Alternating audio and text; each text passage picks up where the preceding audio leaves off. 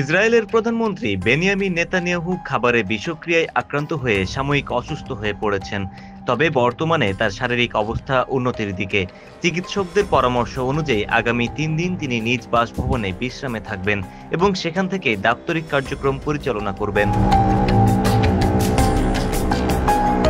প্রধানমন্ত্রীর কার্যালয় এক বিবৃতিতে জানিয়েছে ৭৫ বছর বয়সী নেতানিয়াহু গত রাত থেকে অসুস্থ অনুভব করেন।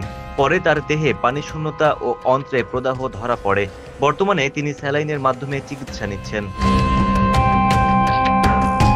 চিকিৎসকরা জানিয়েছেন নেতানিয়াহুর অবস্থা স্থিতিশীল এবং তিনি দ্রুত সেরে উঠছেন। তাকে সম্পূর্ণ বিশ্রামে থাকার পরামর্শ দেওয়া হয়েছে। নেতানিয়াহুর স্বাস্থ্যগত জটিলতা নতুন নয়। ২০২৩ সালে তার দেহে একটি পেসমেকার প্রতিস্থাপন করা হয়েছিল। এরপর ২০২৪ সালের শেষ দিকে তার মূত্রনালীতে সংক্রমণ ধরা পড়ে এবং প্রোটেস্ট গ্রন্থি অপসারণের জন্য অস্ত্রোপচার করা হয়।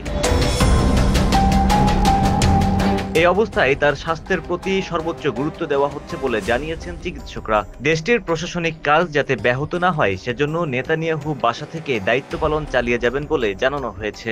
ডেস্ক রিপোর্ট, প্রতিফলন।